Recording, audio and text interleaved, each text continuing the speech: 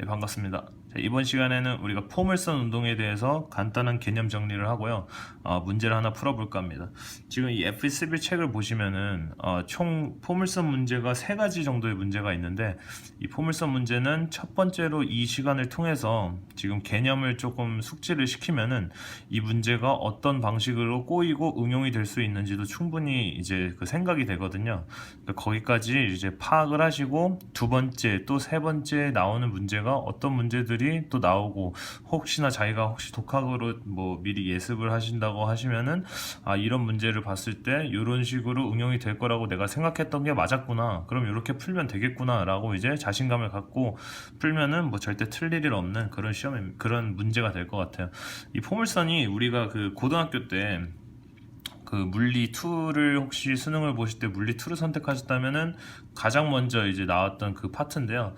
그때 당시에는 이제 고등학생이었어서 그런지 조금 이제 어려웠다고 느껴졌을 수도 있겠지만, 지금은 이제 우리가 성인이 됐고 뭐 공대를 나왔고 공대를 졸업하고 혹은 공대에 지금 재학 중이다면은 이 문제는 전혀 그렇게 어렵게 다가올 수 있는 문제가 아니라고 저는 생각이 되고, 역시 간단하게 또 쉽게 풀어나갈 수 있다라고 생각하시면 될 것 같습니다.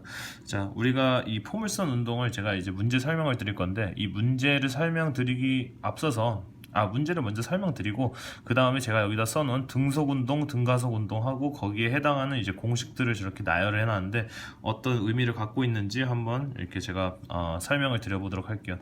먼저 포물선 운동이라는 것은, 먼저 문제를 설명을 드리자면은, 이 문제가 지금 이 여기 동그라미가 여기 있는데, 이 동그라미가 뭐 야구공이에요. 야구공을 지금 V0가 110m/s라는 초기 속도를 가지고 이제 상향으로 한 20도 정도를 향해서 이제 갖다 던진 건데, 이거를 던지면은 상식적으로 이 야구공은 이렇게 포물선 운동을 한다 해서 포물선 운동이 되는 거예요. 그래서 이렇게 올라가다가 어느 순간에서 이렇게 지면에 다시 닿는 그 순간이 되겠죠. 그 지면에 닿을 때까지 이렇게 움직이지 않겠습니까? 그 움직이는데 역시 시간도 가겠죠. 그래서 그 지면에 닿을 때까지 걸리는 총 시간 t 값을 구하라가 이제 이번 시간의 문제가 되겠습니다. 자, 포물선 운동의 개념을 먼저 잡아야 되는데, 개념에서는 이 두 가지, 그러니까 등속 운동과 등가속 운동의 둘의 합작품이 이제 포물선 운동이다라고 생각을 하시면 되는데, 그게 무슨 말인지는 여기 오른쪽에 제가 이제 설명을 좀 드려보도록 할게요. 자, 여기 잠깐 이 물체랑 이제 같이 보면 좀 더 이해가 쉬우니까요. 제가 검은색으로 이렇게 그래프가 있다고 한번 해보고, 지금 저게 지금 어떤 방향이냐면 이렇게 110m/s라는 V0 값, 그러니까 110m를 쓰진 않을게요. 이렇게 이제 운동을 할 건데, 그죠? 방금 말한 것처럼 물론 이렇게 날카롭게 운동을 하진 않을 수도 있겠지만 어쨌든 이런 식으로 운동을 할 건데, 지금 시간이 지남에 따라서 뭐 예를 들어서 공이 지금 맨 처음에 이 원점에 위치해 있다가, 그 다음 공이 여기 있고, 그 다음에 여기 있고, 여기 있고, 뭐 여기 있고, 여기 있고, 여기 있고, 이런 식으로 이제 운동이 될 거란 말이죠. 되는데, 지금 여기 우리가 여기 보시면은 V0 110m/s라는 게 애매한 각도를 가지고 우리가 움직인다고 했을 때, 우리가 첫 번째 정력학 맨 처음 파트에서 뭘 배웠죠? 힘의 분할법에 대해서 배웠죠. 역시 이 속도도 애매한 속도, 애매한 방향을 가지고 이렇게 존재를 한다면, 이 속도 역시 힘의 분할법과 같은 그 개념이 적용이 되면서 분할이 된다는 거죠. 쉽게 말해서 하나는 X축에 의존하는 이쪽 수평 방향으로 분할이 될 것이고, 하나는 이 수직 방향으로 Y축에 의존하는 그런 방향이 될 거죠. 그러니까 이거를 이제 표현을 해보니까, 하나는 지금 방금 말한 것처럼 얘가 이제 이동을 할 때 하나는 이 X축에 의해서 이렇게 나눠질 거고, 하나는 Y축에 의해서 이렇게 갈라진다고 했죠. 그럼 그거를 제가 한번 파란색으로 한번 표시를 해볼게요. 자, 등속 운동을 하는데, 등속 운동이 아니고 포물선 운동을 하는데, 얘가 지금 여기가 X축이잖아요. X축에 의존하는 그 운동의 그 속도 변화량만 한번 우리가 따지고 봤더니, 얘가 이 순간까지 갈 때, 그러니까 얘가 여기까지 올 때 X의 변화량은 요게 되는 거죠. 요렇게 되고, 그 다음에 변화량을 봤더니 요게 되고, 그 다음에 변화량 봤더니 요게 되고, 그 다음 변화량 요게 되고, 즉 결국에는 얘가 지금 변화량이 일정하다는 거죠. 그러니까 즉 변화량이 없다는 거죠. 그러니까 같은 속도로 계속해서 X축에 의존해서 시간만 지나는 거지, 속도는 계속 일정하다는 것을 제가 표현을 한 거예요. 자, 그래서 이 x축, 자 일단 y축으로 한번 먼저 볼게요. 자 그러면은 반면에 y축은 어떠냐면은 y축은 지금 이 순간에서 이 순간이 될 때 y의 변화량은, 그러니까 y의 속도의 변화량은 요만큼이 되고, 그 다음 얘가 여기까지 갈 때는 한 요 정도가 되겠죠. 그렇죠? 그리고 얘가 여기가 될 때는 이렇게 되고, 그렇죠. 그리고 이 꼭대기 상황에서 어떻게 되겠죠? 자, 이 공을 우리가 이렇게 해서 위로 이렇게 수직 운동이니까 수직으로 던진다고 하면은 얘가 최고점에 도달하는 순간이 있는데, 그 도달하고 나서는 당연히 속도의 방향은 아래쪽 방향이 되겠죠. 그러니까 말 그대로 얘가 올라갔다가 순간적으로 정지하는 그 순간에 있고, 그 순간 바로 다음부터는 이제 내려오는데, 내려오면서 역시 중력 가속도를 일정하게 받기 때문에 속도가 증가할 거란 말이죠. 근데 그것을 우리가 등 가속도라고 이제 말을 하는데, 무슨 말이냐 봤더니 지금 여기서 맨 처음에 속도가 커요, 그쵸? 초기 속도가 있었으니까. 근데 계속 어떻게 줄어들고 여기서 잠깐 멈췄다가 이제 요만큼 내려가고, 그 다음 요만큼 내려가고, 요만큼이 내려가는 그런 현상이 발생했는데, 요것에 대한 우리가 가속도를 우리가 중력 가속도밖에 알 수가 없어요. 왜냐면 수직 운동은 위로 던지면은 계속해서 그 자유로운 물체에 지금 가해질 수 있는 가속도는 중력 가속도 g, 즉 9.81m/s 제곱밖에 이제 그 물체에 적용이 되지 않거든요. 그래서 우리는 이 y축에 의존하는 운동, 여기 빨간색으로 표현됐던 이 운동을 우리는 등 가속도 운동이라고 하고, 이 파란색으로 표현된 이 x축, 즉 수평 운동을 우리는 등 속도 운동이라고 이제 이렇게 표현이 됩니다. 그게 바로 이제 이 포물선 운동에 대한 정의예요. 그러니까 이 등속 운동은 x축 운동이라고 생각하시면 되고, 등 가속 운동은 y축 운동이다.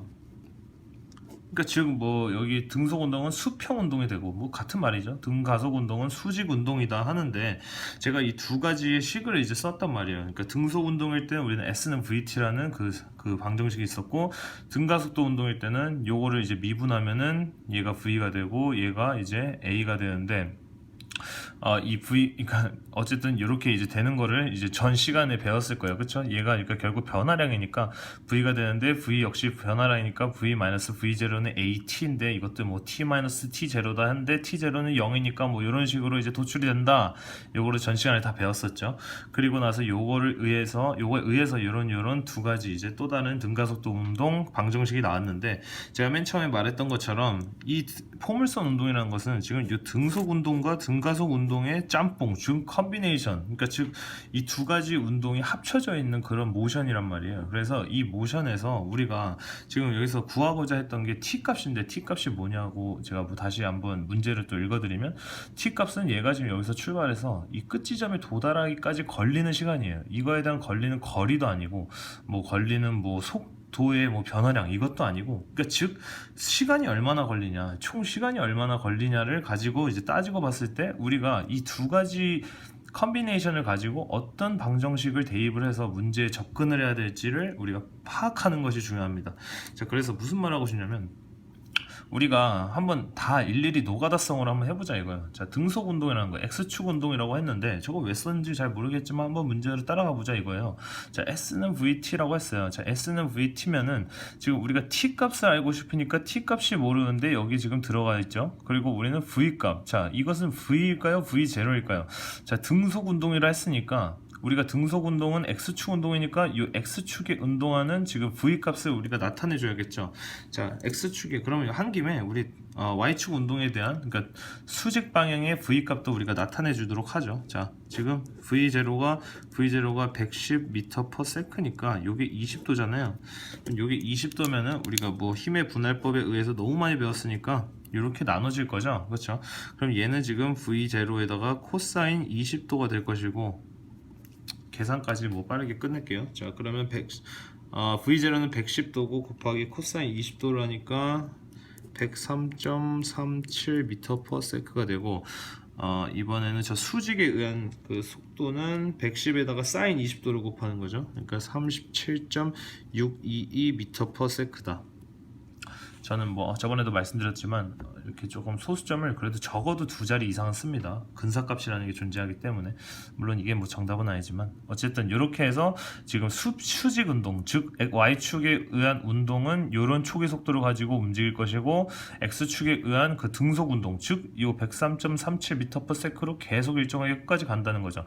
자, 그러면 우리가 지금 t 값을 알고 싶으면은 요 식을 쓸 수 있는가 해서 봤더니 V는 우리가 아니까 됐고 t 값을 모르니까 놔뒀는데 S 총 이동한 거리를 지금 문제에서 주어져 있지 않단 말이에요. 그러니까 우리는 과감하게 이 방정식은 쓰지 않겠다, 이렇게 접근을 하시는 겁니다. 자, 그럼 두 번째로 이제 봤더니 요 세 가지 이 등가속도 운동에 대한 것을 우리가 풀 수 있는가 봤더니 이 등가속도 운동은 y축에 대한 운동만을 가지고 이제 따지고 보는 거였으니까 우리는 이제 요거는 필요가 없겠네요. 그렇죠? 등속 운동, 즉 x축에 의한 운동에 대한 그 속도를 우리가 구했는데 우리가 방정식을 날려버렸기 때문에 이제 얘는 필요하지 않는 거예요. 자, 그러면 등가속도 운동을 가지고 문제를 풀려고 봤더니 맨 처음 거 먼저 볼까요? 한번 V는 V0 플러스 AT 다시 한번 써보면은 V는 V0 플러스 AT인데, 자, T 값을 우리가 모르고 A는 아까 말했듯이 중력가속도 G, 즉 9.81인데 지금 위로 올라갔다 내려가는 거잖아요. 그러니까 결국에는 아래쪽 방향으로만 G가 존재하는 거기 때문에 이거는 마이너스 G로 바뀔 것이고, V0라는 것은 우리가 37.622라는 것을 알았는데 이 V 값을 우리가 모른단 말이에요. 그럼 이거를 못 쓸 것 같죠, 그렇죠? 근데 사실은 쓸 수 있다는 거예요. 자, 무슨 말이냐면 이 T라는 것은 지금 제가 여기다가 잠깐 표현을 해드리자면, 자, 여기도 아까 그렸는데 공이 처음에 이렇게 올라갈 거 아닙니까? 그렇죠? 올라가면은 이 최고점이 하겠죠. 그리고 이 최고점이 도달한 다음에 다시 떨어져서 원점에 다시 돌아오게 될 텐데, 이 올라갈 때 걸리는 시간을 우리가 t1이라고 가정을 해보고 떨어질 때 걸리는 시간을 t2라고 가정해보자 이거예요. 그러니까 즉 t1과 t2의 값은 어떨까요? 같다는 거죠. 그러니까 지금 얘가 여기서 요만큼 갔을 때까지 걸리는 시간과 얘가 여기서 다시 원상복귀 되는 데까지 걸리는 시간이 같아요. 그러니까 지금 이 문제에서 원하는 값은 총 이 t1과 t2를 더한 값을 구하는 거고, 우리는 이 방정식에 대입할 때 어떻게 해야 된다? 이 t를 2t로, 그러니까 t1 플러스 t2로 잡지 않고 그냥 T1으로 잡자는 거예요. 자, 무슨 말이냐면은, 자, 우리가 A가 마이너스 9.81이라는 거 알았죠, 그쵸? 거기다가 V0가 뭐라고요? 37.622죠. 왜냐면은 우리는 지금 수직 운동, 즉 등가속도 공식을 있기 때문에 수직 운동에 대한 초기 속도만 필요로 하니까요. 자, 여기에 대해서 V가 어떻게 나오냐 봤더니 T1이 지나고 나서는 얘가 지금 최고점 꼭대기에 도달한 다음에 그대로 떨어질 거 아닙니까? 자, 최고점에 도달했을 때 물체가 어떻게 되죠? 야구공이 위로 던져졌다가 순간적으로 멈추는 현상이 발생한단 말이죠. 그러니까 이 V 값이 0이 되는 거예요. 이 순간, T1이 지난 이 순간, 즉 총 걸린 시간에 반띵을 하면은 이 물체가 꼭대기에서 멈추는 그 순간이 된다 해서 이제 이렇게 식이 나옵니다. 그래서 T1은 여기에 대해서 구해줄 수 있겠죠. 37.622 저거를 9.81로 나누면 되겠죠. 그러면 3.835초가 되는 거예요.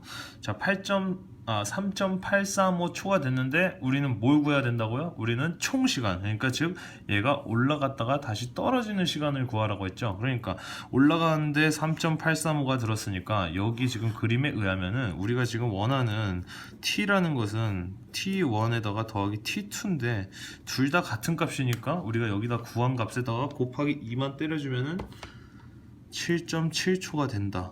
즉 뭐 7.67초인데 답에서는 7.7초라고 나왔으니까 제가 그냥 한 번에 반올림을 해서 7.7초로 이렇게 표현을 했습니다. 즉 이렇게 이제 문제가 풀린다는 거예요. 자, 이해가 되셨죠? 자, 그럼 저희가 지금 이렇게 문제를 풀 때 지금 여기 보세요. 지금 얘는 뭐 버렸다고 쳐도 얘를 지금 썼는데 얘 하나로 지금 문제가 풀렸는데 얘를 이용한 방정식을 가지고 문제가 2개 정도 더 나올 수 있겠네요. 그렇죠? 그럼 얘를 이용한 문제도 또 하나가 나올 수 있겠네요. 그러니까 즉 수평의 총 걸린 거리, 그러니까 얘가 지금 얼마만큼 운동했느냐 하는 그런 수평 거리를 물어보는 문제가 나올 수도 있겠고, 또 반대로 또 이제 동시에 y축 운동을 봤을 때 수직으로 그러면 최고점에 도달하는 그 거리, 그러니까 s, 요 값은 무엇이냐 하고 나올 수도 있겠고, 그렇죠? 그렇게 이제 문제가 진행이 된다는 거니까 앞으로 이제 2가지 문제를 더 이제 풀 건데, 그 문제들이 어떤 식으로 한번 꼬여서 방금 제가 말한 것처럼 그런 식으로 꼬여서 문제가 나오는지 한번 보고 같이 한번 또 풀어보도록 하자고요.